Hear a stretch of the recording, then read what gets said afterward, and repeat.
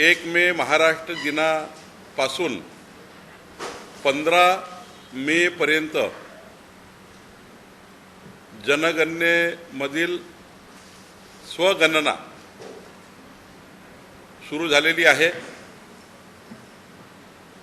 खरं तर स्वतंत्र भारताची ही 8वी जनगणना आहे आणि ही जनगणना डिजिटल स्वरूपात होणार आहे आणि तुम्हा सर्वांना आजपासून आपली स्वगणना करून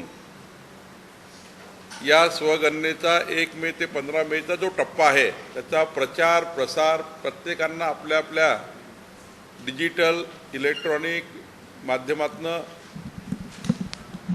सर्व जनतेपर्यंत आपल्याला ही स्वगणना पोहोचवायची आहे।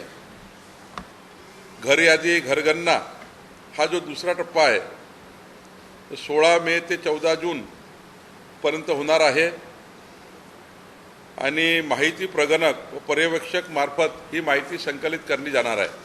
जनगणना 2027 आहे ही जगातील सर्वात मोठी प्रशासकीय व सांख्यिकी प्रक्रिया आहे आणि या ऐतिहासिक कार्यामध्ये सर्वांनी सहभागी व्हावं अशी विनंती आपल्या माध्यमातून महाराष्ट्राच्या जनतेला करतो आहे।